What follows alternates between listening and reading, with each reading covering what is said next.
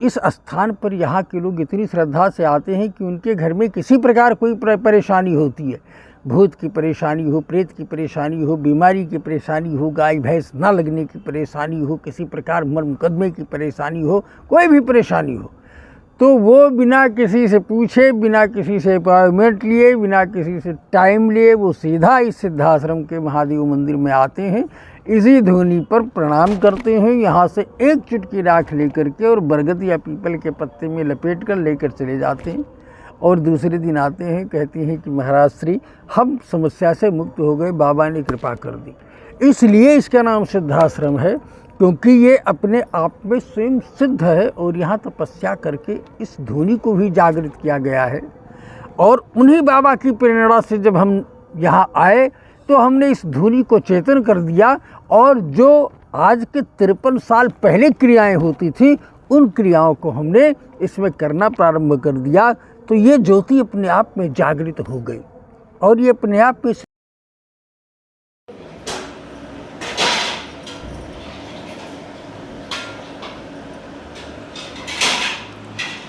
कौन सा एक ऐसा मंदिर चल रहे हैं जिसके बारे में बहुत कम लोग जानते हैं।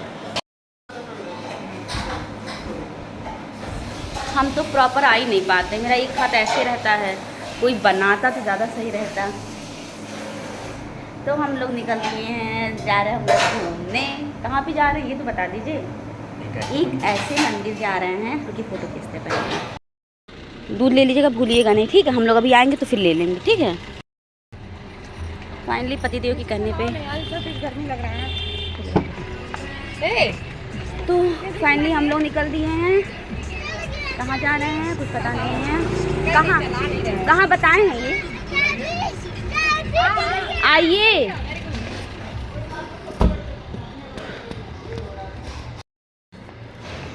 हम लोग जा रहे हैं शाम में मंदिर, जिस दिन रामनवमी है उस दिन का ही ब्लॉग में। और वो कुछ जानता नहीं है, थोड़ा सा जंगल एरिया है, वहाँ पे हम लोग निकल रहे हैं। शाम को बज रहे हैं 5:30। क्यों बैठे हैं मम्मी? हाँ वहीं बाहर बैठ गई है।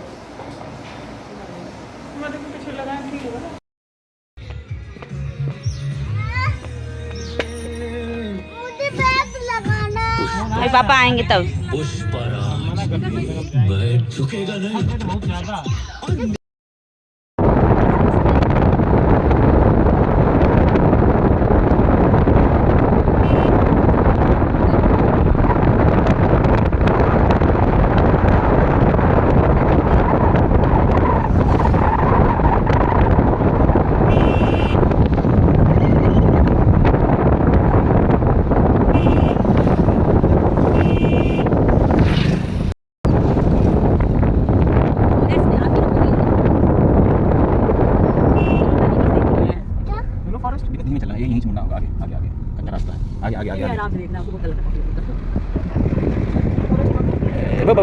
यहाँ से बोलो।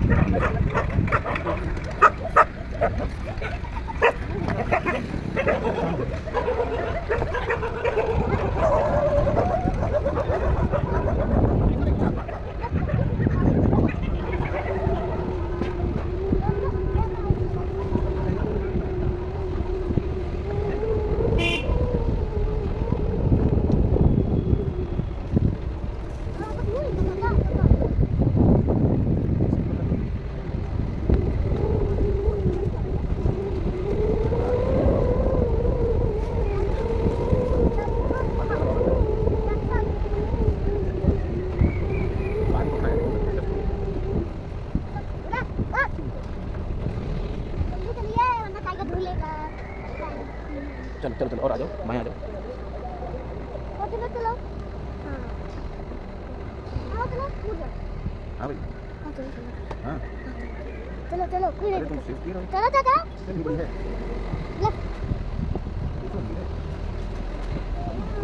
अरे वाटर क्या है डॉक्टर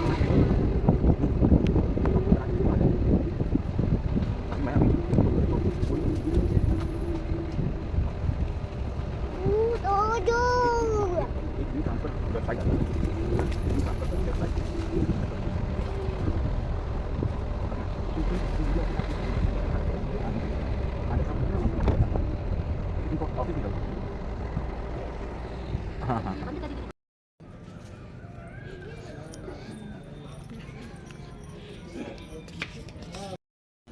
अरे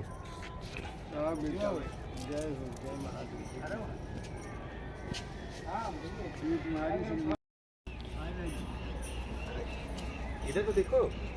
यार फिर से गलत पैर छुएगा नहीं।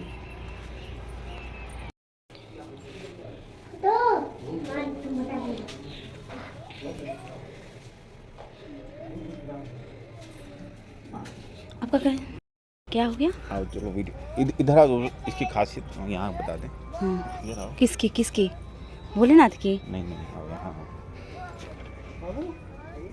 अंधेरा हो गया पूरा एकदम। वो थोड़ा जूम करो। ये जो येलो कलर का दिख रहा है, यहाँ पे जो मेन जो बाबा थे वो 45 साल यहाँ तपस्या किए थे, ये उनका समाधि है। अच्छा ये वाला। अच्छा। और यहाँ धुनी अभी जब आग जलाएंगे लकड़ी में तो अभी आप देखना उस धुनी की चमत्कार। हाँ वहाँ से लोग राख ले करके यहाँ पे रखते हैं, उसके बाद वो राख घर पे लेके जाते हैं। उसके बाद किसी को भूत प्रेत की दिक्कत होती है, किसी को तबीयत खराब होती है, किसी को कोई समस्या होती है, हैं वो दूर हो जाती है। इवन राख का ये भी है यहाँ पे, जिन औरतों को बच्चे पे नहीं होते वो भी राख लेके जाती हैं, थोड़ा सा खाने को, थोड़ा सा लगाने को, उनको बच्चे हो जाते हैं। ये पूरा गांव फेमस है इसीलिए, क्योंकि 45 साल इन्होंने यहाँ पे तपस्या की है। पूरा गांव इनको पूजने आता है। राख यही मिलेगा अभी, ये इसी में से अभी लगाएंगे, सबको हम लगवाएंगे। दाशवी अभी यहाँ कुछ था नहीं तो उन्होंने बनवाया है, कुछ था ही नहीं। आओ आओ आओ आओ वो सब क्या गोदी ले लीजिए। मेरा पहने को क्या क्या निकालिए? अच्छा ओहो अरे बस ये दिन में पैर ही छुएंगे क्या सबका? आपका पैर छुए तुम भी आशीर्वाद तुम भी आशीर्वाद दे दीजिए। अब मम्मी जल्दी कर लो, फिर वहाँ बैठेंगे ना महाराज जी शनि महाराज का मंदिर। बंद नहीं बाबू, मारा तो कहीं मत छुओ, ये देखो आज नहीं कल। पीपल का पेड़ है, साल का पीपल, बगल में बरगद। आओ कहाँ चल रहे हैं अब? आओ तो ये मंदिर है सामने। हमेशा के लिए खाते पीते क्या है फिर? सेवक है उनका। काफी सूद निकाल के आइएगा। हाँ पहना देंगे।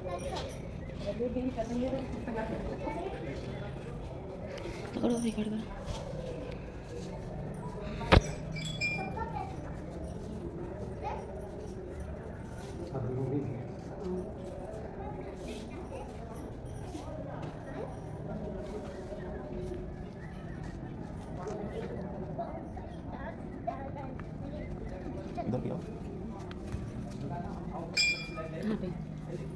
इधर आओ दर्शी, आओ इधर आओ ना। लाइट और कुछ नहीं है यहाँ पे भी, इसलिए कह रहे थे ना जल्दी चलने का।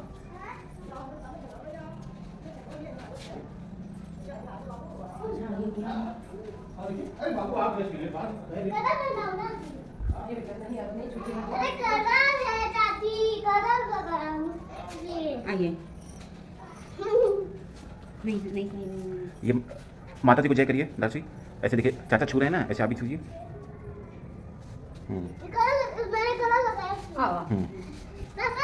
आइए आइए।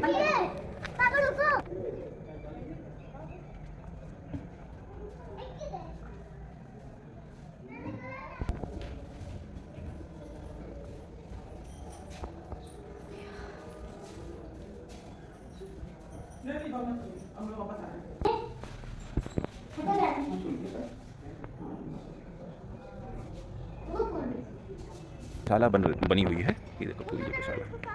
इस यज्ञशाला को कुछ नहीं दिख रहा है।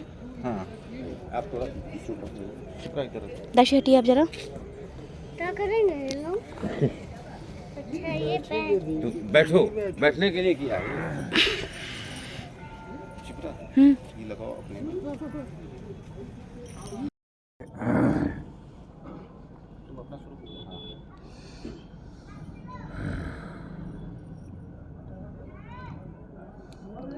कुछ प्रश्नोत्तरी की स्थिति होगी या हम अपने आप नहीं बोल नहीं, ऐसी कुछ नहीं, ऐसी माता के बारे में नवरात्र को लेकर के या कुछ ऐसा भी ज्ञान ऐसा दे दिया।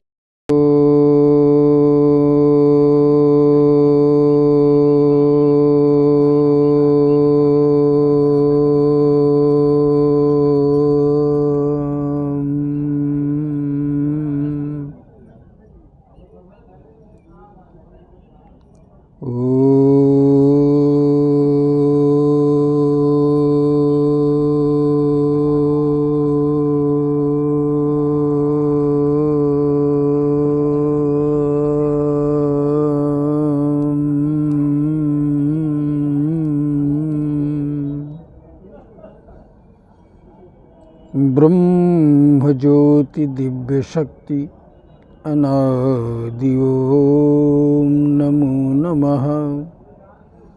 ब्रह्म ज्योति दिव्य शक्ति अनादि ओम नमो नमः। ब्रह्म ज्योति दिव्य शक्ति अनादि ओम नमो नमः। ओम निराकाराय ओंकाराय साकाराय सर्वाकार पुरुषरूपाय ओम नमः शिवाय महारुद्राय महाकालाय नर्वदेश्वर स्वरूपाय सर्वसिद्धिप्रदाय सर्वसंकटहराय तत्पुरुष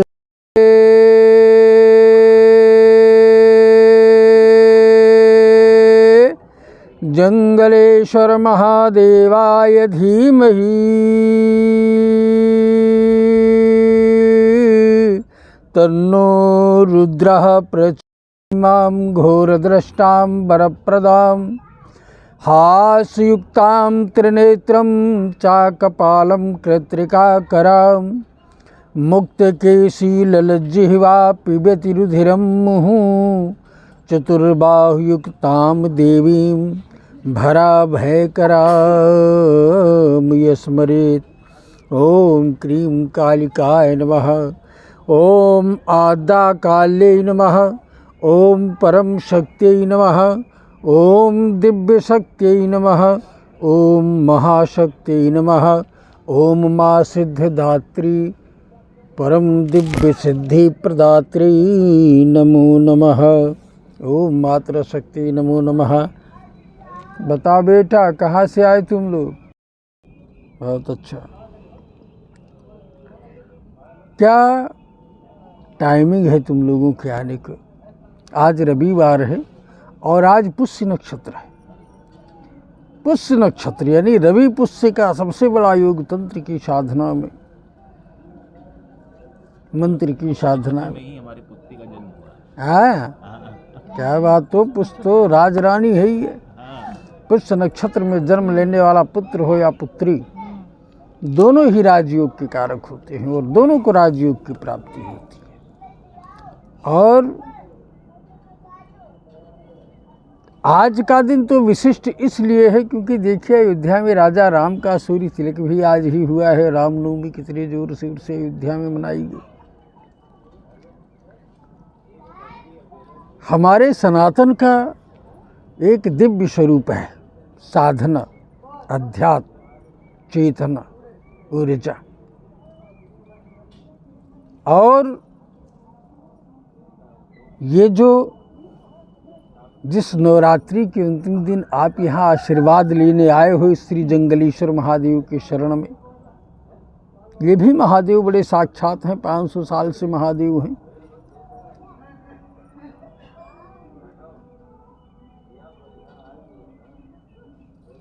ये महादेवी के अनन्य शक्ति है।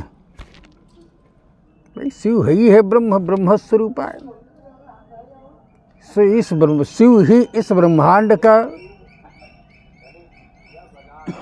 आधार है। शिव ही और शक्ति ही इस सृष्टि का आधार है। और साल में जो 4 नवरात्रियां आती हैं उनमें से ये द्वितीय नवरात्रि यानी प्रथम नवरात्रि बड़ी विशाल, जिसको हम अश्विन की नवरात्रि कहते हैं। दूसरी हमारी ये चैत्र की नवरात्रि, समझ लो कि ये प्रथम नवरात्रि है, क्योंकि वर्ष का आरंभ भी यहीं से होता है, संवत का आरंभ भी यहीं से होता है।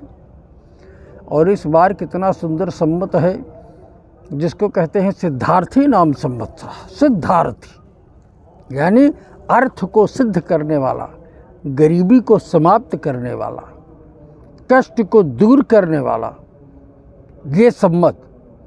और वो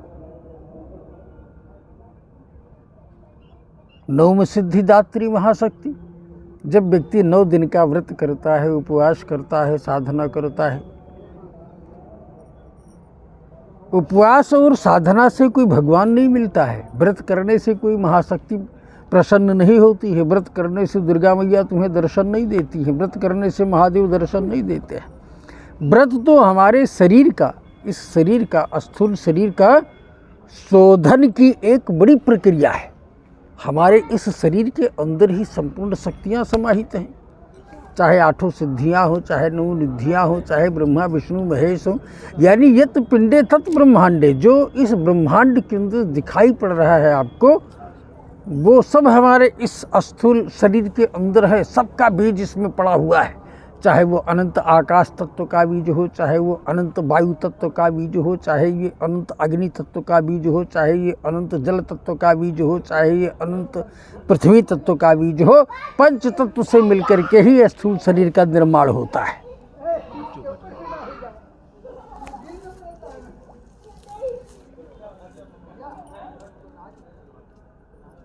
और इन्हीं तत्वों से संपूर्ण ब्रह्मांड का निर्माण होता है, और इन्हीं तत्वों से देवताओं का भी निर्माण होता है। तो जो ब्रह्मांड है वो ये संपूर्ण रिसर्च का एक सेंटर है, हमारा ये स्थूल शरीर। तो जब हम 9 दिन व्रत करते हैं या सप्ताह में 1 दिन व्रत करते हैं, तो व्रत का एक जो आध्यात्मिक पहलू है वो ये है कि अगर हम व्रत करते हैं तो हमें बैठने में सुविधा होती है।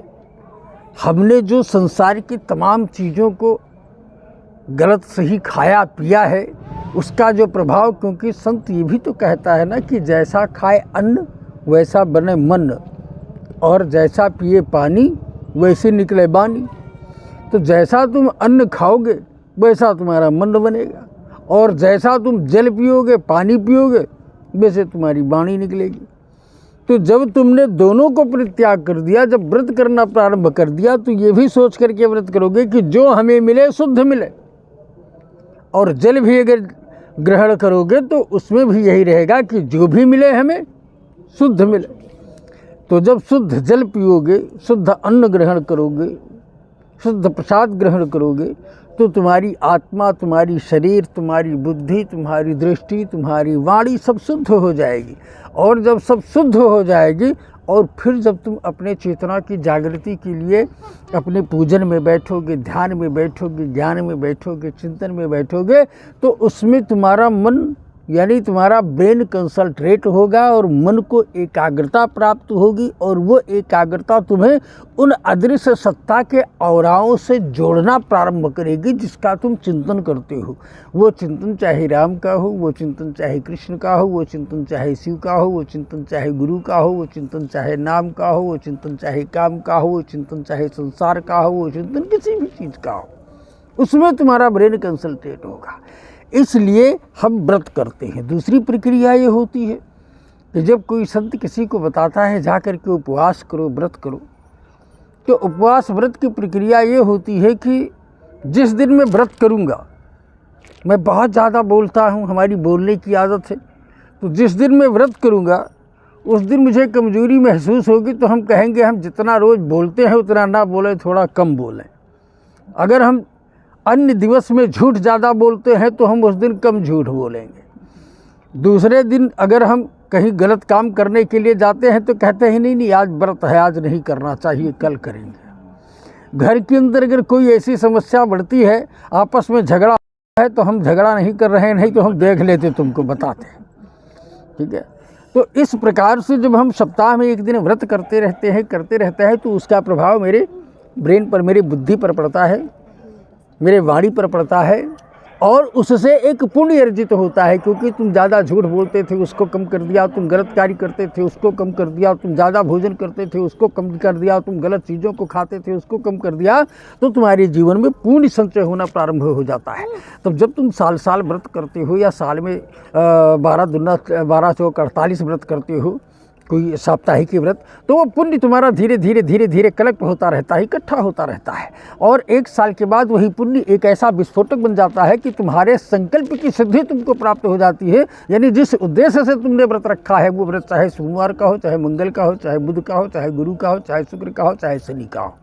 यहाँ पर ये देवता भी तुम्हारी मदद करते हैं। क्योंकि हमने रविवार का व्रत किया तो हमने सूर्य को अपना इष्ट माना, सूर्य की आराधना की, सोमवार को किया तो भगवान शिव की आराधना की, मंगल को किया तो हनुमान जी की, काली जी की, बुध को गणेश जी की, गुरुवार को गुरु जी की, शुक्रवार को हमने क्रियाओं को किया, शनिवार को हमने शनि देवता को प्रसन्न किया। तो इस प्रकार से हम कहीं ना कहीं अपने आप को उस अदृश्य ऊर्जा से कनेक्शन बनाते हैं, उससे कनेक्ट होने का प्रयास करते हैं और उस प्रयास में हमको सफलता मिलती है। और दूसरा कारण, वैज्ञानिक कारण ये होता है, इस पंचतत्व के शरीर में, जैसे तुम्हारे शरीर में 5 तत्व हैं, तो तुम्हारे शरीर में जो गुरुत्वाकर्षण की ऊर्जा है वो पृथ्वी तत्व से पाई जाती है। और जितनी भी सामग्री तुम आलू खाते हो, चावल खाते हो, गेहूं खाते हो, अन्न खाते हो, वो सब पृथ्वी तत्व है। और पृथ्वी तत्व को कम करने के लिए अपने शरीर के अंदर, क्योंकि देवता हमेशा 3 तत्व में जीता है, सिर्फ जल तत्व में, वायु तत्व में और आकाश तत्व, अग्नि तत्व में, लेकिन मनुष्य 5 तत्व में जीता है। तो देवता जहाँ चाहे वहाँ प्रकट हो सकता है, जहाँ चाहे वहाँ दर्शन दे सकता है, हवा में उड़ सकता है, दृश्य हो सकता है। ये क्रियाएं उसके इसी पास हैं, क्योंकि उसके पास न पृथ्वी तत्व है और उसके पास न आकाश तत्व है। वो सिर्फ जल तत्व में, अग्नि तत्व में और वायु तत्व में, 3 तत्व में जीता है। ना अग्नि को आप पकड़ सकते हैं, ना वायु को आप पकड़ सकते हैं और ना जल को आप पकड़ सकते हैं। इस कारण से जब इन तत्वों में आप आते हो तो भोजन ना करने का तात्पर्य व्रत करने के लिए इसलिए होता है कि आपके अंदर की जो गुरुत्वाकर्षण शक्ति है वो कम हो और आपके शरीर में हल्कापन महसूस हो, वाणी में हल्कापन महसूस हो, जिससे कि आपको साधना में बैठने में, पूजन में बैठने में आनंद आए। और आप जितने भी समय बैठेंगे तो उसका आपको एक अच्छा प्रभाव प्राप्त होगा। तीसरा कारण ये होता है कि जैसे ये नवरात्रि हमने 9 दिन का व्रत किया, कोई इसमें जल पी के व्रत करता है, कोई लौंग खा के व्रत करता है, कोई फलाहार करके व्रत करता है, कोई दुग्धाहार करके व्रत करता है, कोई जलाहार करके व्रत करता है। जिसको जो प्राप्त होता है, जिसको जितनी सुविधाएं प्राप्त होती हैं उस अनुसार से व्रत करता है। तो हमने यहाँ पर सिर्फ एक शक्ति पर कंसंट्रेट किया है, क्योंकि ये नवरात्रि भगवती जगदम्बा दुर्गा की है। दुर्गा का मतलब दुर्गा का भी स्वरूप एक ज्योति स्वरूप है। आप उस ज्योति स्वरूप महाशक्ति को, एक ऊर्जामयी महामाया को तुम दुर्गा कह सकते हो, काली कह सकते हो, तारा कह सकते हो, छिन्नमस्ता कह सकते हो, धूमावती कह सकते हो, बगलामुखी कह सकते हो, भैरवी कह सकते हो, भुवनेश्वरी कह सकते हो, मरी कह सकते हो, जो भी कह सकते हो। जो विजुअल तुम्हारे दिमाग में बनेगा, जिस विजुअल को लेकर के तुमने इतनी तपश्चर्या करी, मेहनत किया, संत के शरणों में गए, मंत्र का जप किया, वो वही विजुअल तुम्हारे सामने आएगा, बार बार वही चीज़ तुम्हारे सामने आएगी। और वो जो प्रकाश पुंज रूपी दिव्य परमात्मा, जिसका कोई आकार नहीं, जिसका कोई स्वरूप नहीं है, वो उसी रूप में तुम्हें दिखाई पड़ना शुरू हो जाएगा, क्योंकि तुमने उसके प्रति अपने आप को समर्पित कर रखा है, तैयार कर रखा है। तो एक प्रक्रिया ये होती है व्रत करने से, और दूसरी स्थिति ये होती है कि जब मैं शुद्ध चैतन्यता के साथ 9 दिन का व्रत करता हूँ तो नवरात्रि कहा गया इसको, यानी नवरात्रि साधना करनी ही करनी है। प्रथम रात्रि, द्वितीय रात्रि, तृतीय रात्रि, अब वो चाहे प्रथम शैलपुत्री, द्वितीयम ब्रह्मचारी, तृतीयम तंत्र घंटा कुष्मांडा, चतुर्थकम पंचमम स्कंद माता, षष्ठम कात्यायनी, सप्तम कालरात्रि, महागौरी, तीचाष्टम, नवम सिद्धदात्री। आपने जो 8 दिन पहले साधना की है 8 शक्तियों की, ये जो नवम रात्रि आज की रात्रि होती है, 9वीं की रात्रि होती है, इसको सिद्धिदात्री कहा गया है कि वो महाशक्ति, वो परमेश्वरी, वो राजराजेश्वरी तुम्हें उस 9 दिन के व्रत का फल देती है सिद्धि के रूप में। साधना सिद्धि के रूप में ये नहीं कि तुम्हें अणिमा की सिद्धि प्राप्त हो जाए, गरिमा की सिद्धि प्राप्त हो जाए, लघिमा की सिद्धि प्राप्त हो जाए। सिद्धियाँ ये तो अद्वितीय हैं, अदृश्य सत्ता के प्रकट करने वाली महाशक्तियाँ हैं। सिद्धियाँ वो भी होती हैं कि तुम्हारी वाणी सिद्ध हो जाए, तुम्हारे कर्म सिद्ध हो जाए, तुम्हारे भाग्य सिद्ध हो जाए, तुम्हारी क्रियाएँ सिद्ध हो जाए, तुम्हारा परिवार सिद्ध हो जाए, तुम्हारा शरीर सिद्ध हो जाए। इसको भी सिद्धियाँ कहते हैं। तो आज की जो नवरात्रि है सिद्धिदात्री महाशक्ति की, ये बड़ी विचित्र होती है। और आज तुम लोग अपनी मनोकामना को लेकर के आए हो, तो ये अवश्य है कि ये महाशक्ति आपको सिद्धिदात्री के रूप में आपको ये सिद्धियाँ प्रदान करेगी और अनंत शक्तियाँ, अनंत ऊर्जा प्रदान करेगी। लेकिन उस ऊर्जा को ग्रहण करने की शक्ति और क्षमता भी होनी चाहिए। और उस ऊर्जा को ग्रहण करने की क्षमता और शक्ति प्राप्त करने के लिए ही हमें इस तपस्या की आवश्यकता पड़ती है। हमें ध्यान में बैठने की आवश्यकता पड़ती है, ज्ञान में बैठने की आवश्यकता पड़ती है, योग करने की आवश्यकता पड़ती है, प्राणायाम करने की आवश्यकता पड़ती है, तंत्र की साधना करना। तंत्र का मतलब संसार को एक बरगलाया जाता है। तंत्र का अर्थ ये होता है कि इस शरीर के अंदर 72,000 नाड़ियाँ हैं, जिनको मेरी भाषा में तंत्रिका भी कहा जाता है। और जब तुम्हारी क्रियात्मक स्वरूप से उन नाड़ियों में जागृति प्रारंभ होती है, तुम्हारी चेतना जागृत होना प्रारंभ करती है, तुम्हारे अंदर के तंत्र जागृत होना प्रारंभ हो जाते हैं, तो उनकी जो ऊर्जा है, उनकी जो औरा है, वो तुम्हारे आसपास से लेकर के और संपूर्ण संसार में उनका एक प्रवाह फैलता है। और उस प्रवाह के अंतर्गत तुम्हारे जीवन में संपूर्ण नेगेटिविटी खत्म होकर के और एक अच्छे शक्तियों का संचार होता है, जिसको एक पॉजिटिव स्थिति कहते हैं। बोलिए शंकर भगवान की। तो हमारा सिर्फ इतना ही कहना है कि ये जंगलेश्वर महादेव, अभी मैंने इसका नाम सिद्धाश्रम इसलिए रखा है क्योंकि जंगलेश्वर महादेव स्वयं में सिद्ध हैं। और यहाँ जो संत आए हैं उन्होंने साधना करके यहाँ से सिद्धियों को अर्जित किया है, इसलिए इसका नाम सिद्धाश्रम है। और जो इस स्थान के अधिष्ठाता हैं हमारे स्वामी जी, जिनकी आप वो समाधि देख रहे हो, जिनको महाप्रयाण हुए करीब आज 53 वर्ष हो गया है, उन्होंने इसी गद्दी पर और इसी हवन कुंड के पास में इन्हीं के समक्ष में 45 वर्ष तक लगातार महादेव की आराधना और चिंतन किया है। और यहाँ पर लोगों का इतना विश्वास और इतनी श्रद्धा उनके प्रति है कि उनको महाप्रयाण हुए, यानी शरीर को परित्याग किए हुए 53 साल हो गए हैं। और उस सिद्धियों के साथ में खेलने का एक प्रारूप हो गया कि इस ज्योति की एक चुटकी राख मनुष्य के यानी जीवन के संकटों का समाधान करने में सक्षम हो। दूसरी स्थिति, माँ पीताम्बरा बगलामुखी ब्रह्मास्त्र महाविद्या यहाँ विराजमान है, जो सबसे बड़ी शक्ति है, सबसे बड़ी एनर्जी है, सबसे बड़ा रूप। हमारे शनिदेव विद्यमान है, राम जी का परिपूर्ण दरबार यहाँ पर विद्यमान है। और सिद्ध आश्रम इसलिए है ये बेटा, क्योंकि आप देख लो कि एक तो ये गोमती, आदि गंगा गोमती के तट पर व्यवस्थित है, स्थापित है। हम कहीं भी जाएंगे पूरे संसार के अंदर तो हमें क्या चाहिए? हम कहेंगे पीपल का वृक्ष हो, बरगद का वृक्ष हो, ये देव वृक्ष हैं, इनके नीचे साधना करने से हमें सिद्धि प्राप्त होती है। इस आश्रम के अंदर प्रवेश करते ही तुम्हें पीपल का वृक्ष प्राप्त होगा, जिसको हमारे शास्त्रों में अश्वत्थ वृक्ष भी कहा गया है, कल्प वृक्ष भी कहा गया है। बरगद का वृक्ष प्राप्त होगा, बिल्लु का वृक्ष प्राप्त होगा जो साक्षात लक्ष्मी स्वरूपा है, अशोक का वृक्ष प्राप्त होगा जो साक्षात शोक को हरण करने वाला है। ये आम की अमराई जो चारों तरफ से दिख रही हैं, ये सुंदर ऊर्जाओं को प्रवाहित करती हैं। यहाँ पर एक कांटे का वृक्ष आपको प्राप्त नहीं होगा। और यहाँ साधना करने वाले की हर साधना, हर शक्तियों की सिद्धि उसको प्राप्त होगी। और यहाँ से बैठकर अगर हम अपनी ऊर्जा को प्रवाहित करेंगे तो ये सीधे शक्तियों तक पहुँचती है। वो चाहे राम जी का ध्यान करें, कृष्ण का ध्यान करें, शिव का ध्यान करें, संत का ध्यान करें, गुरु का ध्यान करें, किसी का भी ध्यान करें तो हम उससे तत्काल कनेक्ट हो जाते हैं। ये इसकी परिपूर्ण कृपा है। बोलिए शंकर भगवान की, बोले श्री जंगलेश्वर महादेव की, बोले माँ पीताम्बरा बगलामुखी की, बोले श्री राम दरबार की, बोलिए राम नवमी की, बोलिए राम जन्म उत्सव की, संसार में सनातन धर्म की, अधर्म का, प्राणियों में विश्व का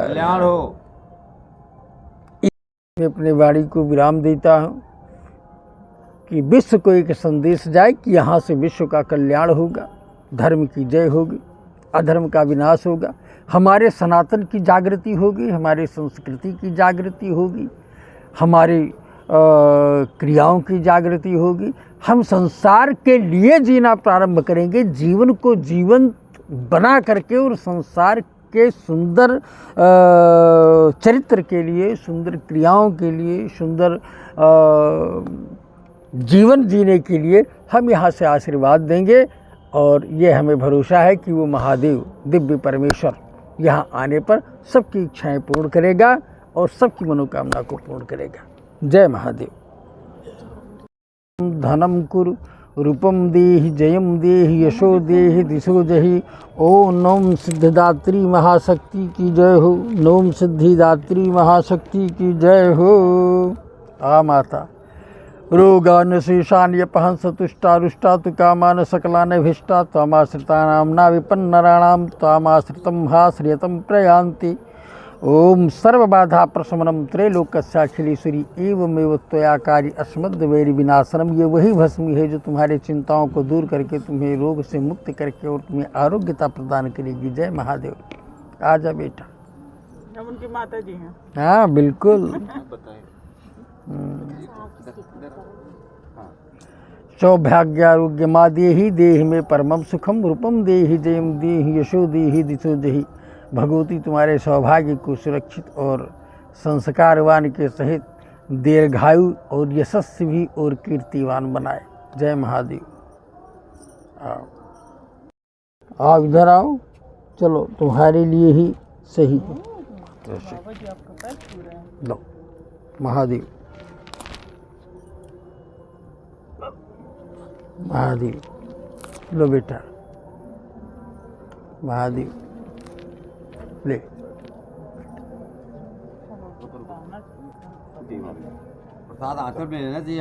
जय महादेव।